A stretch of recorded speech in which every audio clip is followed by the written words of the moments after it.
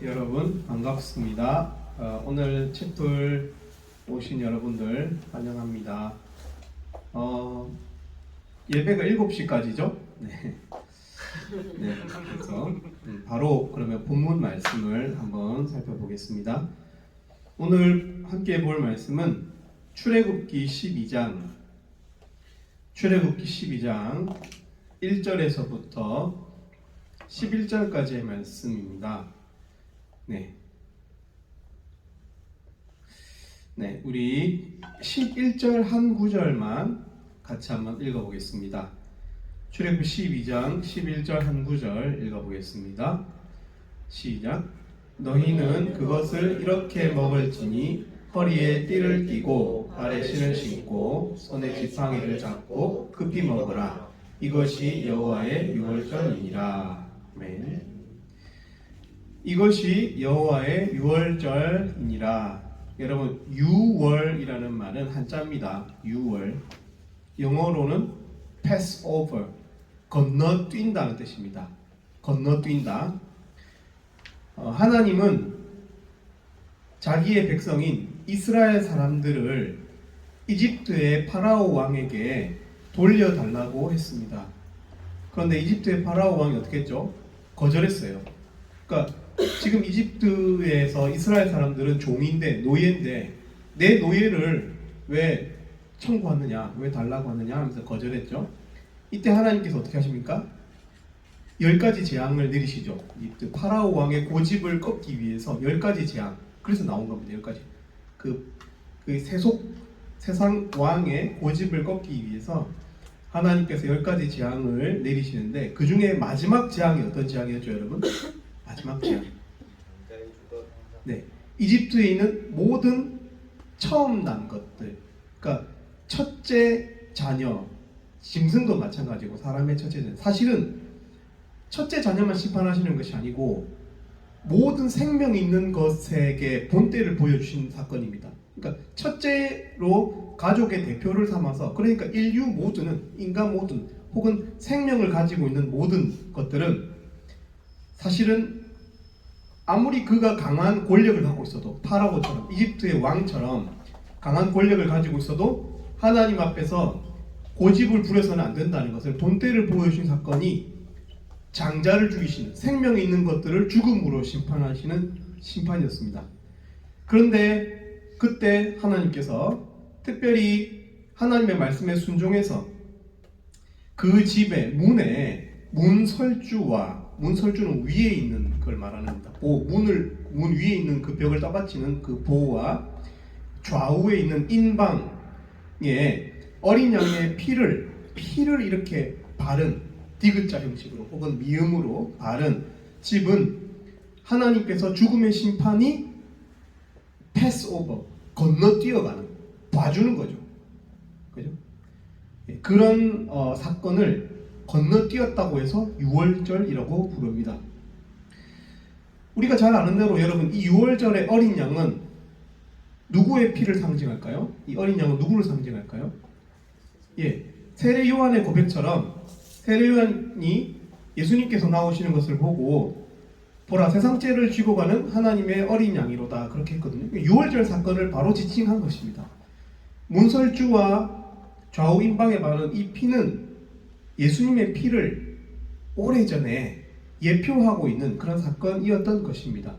그러니까 유월절을 통해서 우리가 살펴보아야 할 핵심적인 메시지는 뭘까요? 하나님께서 하나님을 믿는 믿음으로 순종하는 자들, 그러니까 예수님을 삶의 기준으로 삼고 믿는 사람들을 죽음의 저주에서 피하게 한다는, 이 기독교의 아주 근본적인 원시적인 신앙이죠.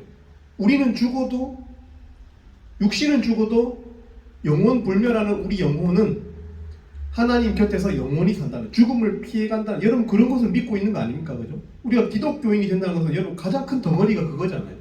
죽어도 산다는 것이죠. 그죠? 그 메시지라고 할 수 있습니다. 하나님의 은혜에 의해서 우리 또한 죄인이지만 우리 죄가 해결되어서 그런 것이 아니고 하나님이 예수님의 피를 통해서 그걸 건너뛰어 간다는, 여러분 그것이 유월절의 핵심적인 메시지입니다. 그런데 오늘은 주된 이 메시지 말고 여기에 포함된 아주 작은 메시지 하나를 나누고자 합니다.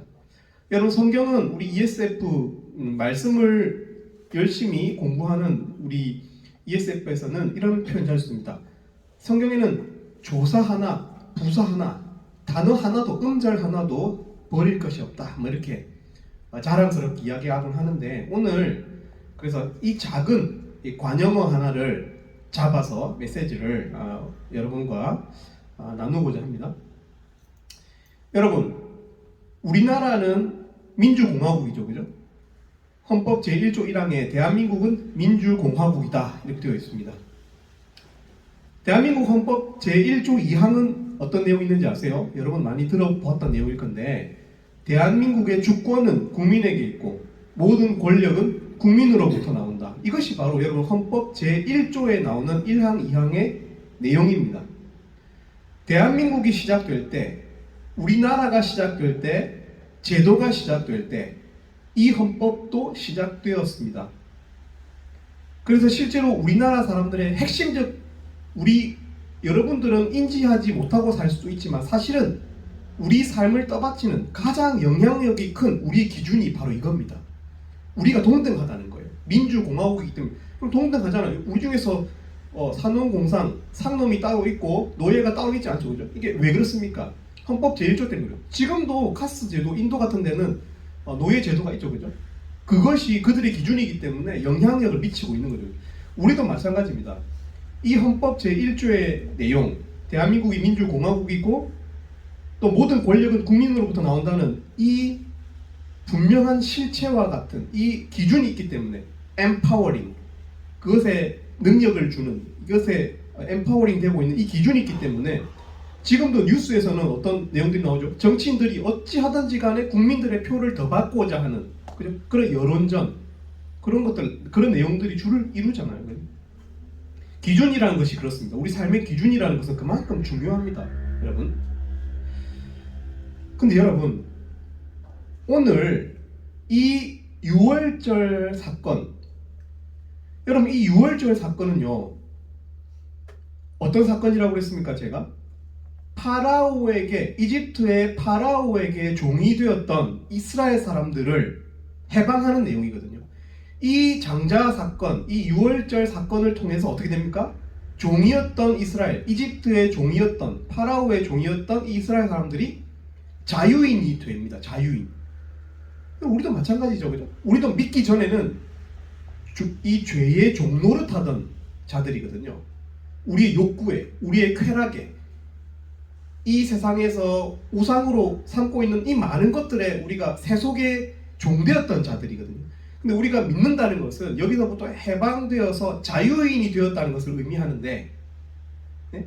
자유인이 되었다는 것을 의미하는데, 이 자유인이 된 이스라엘 사람들에게, 자유인이 된 우리들에게 하나님께서 기준이 무엇인지를 말하고 있는 내용이기도 합니다.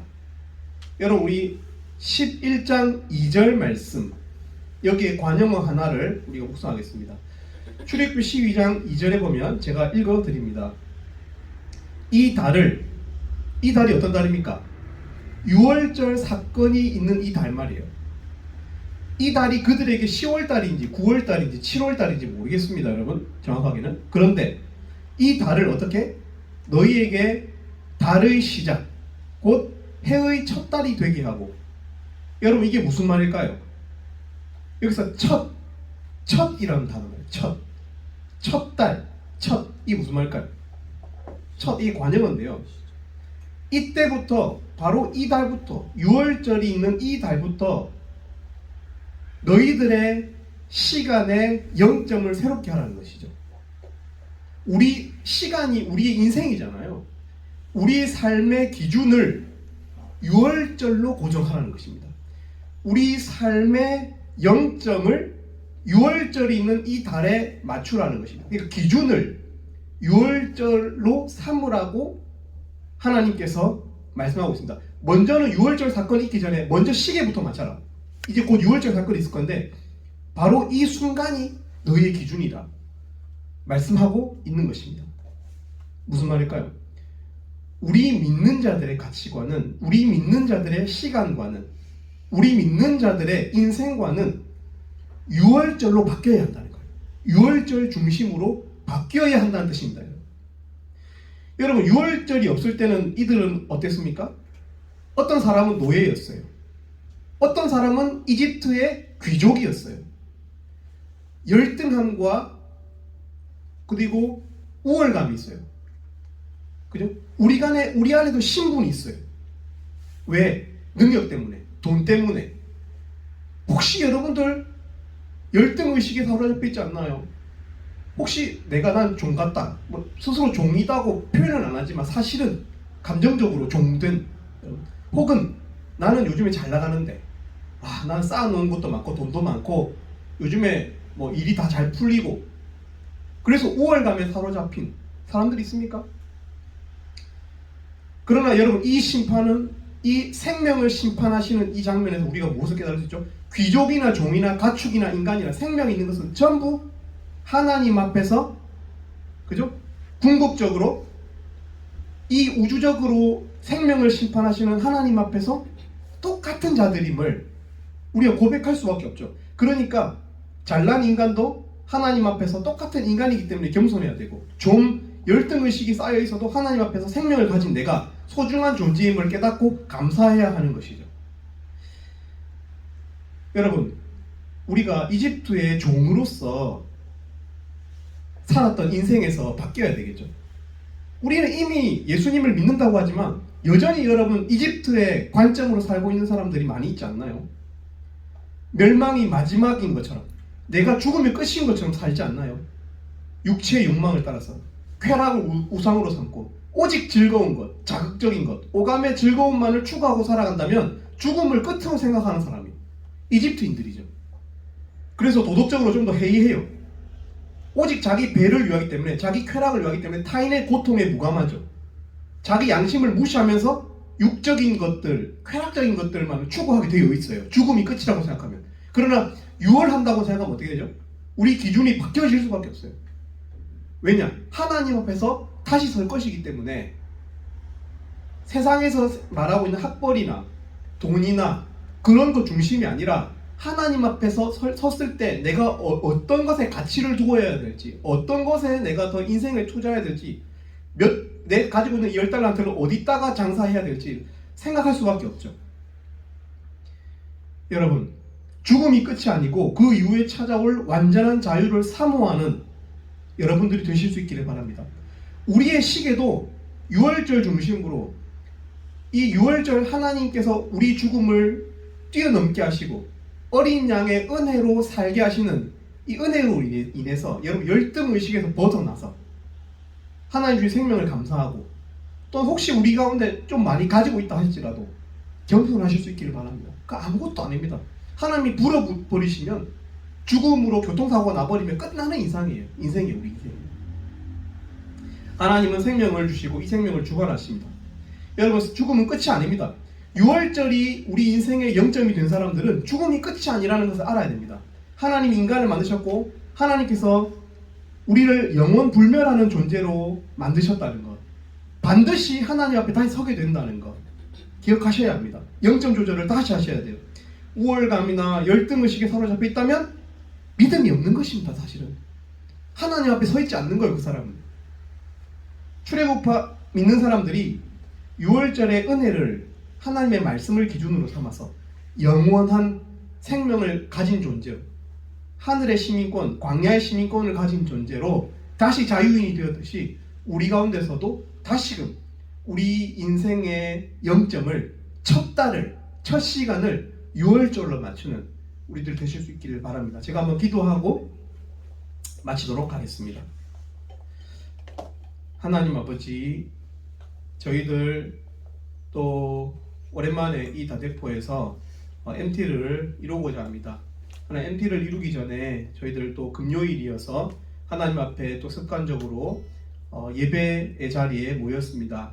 하나님, 우리가 조금은 약소한 순서로 하나님 앞에 영광을 돌리지만 우리 마음의 믿음만큼은 조금도 하나님 때를 묻히지 않고 하나님 앞에 순전한 믿음으로, 하나님께서 모든 생명을 창조하셨고 또 우리를 영원히 살리실 것을 믿는 그 순전한 믿음으로 다시금 살아있는 양심을 회복하고 성령으로 회복하는 이 시간이 될 수 있도록 하나님 축복해 주시옵소서.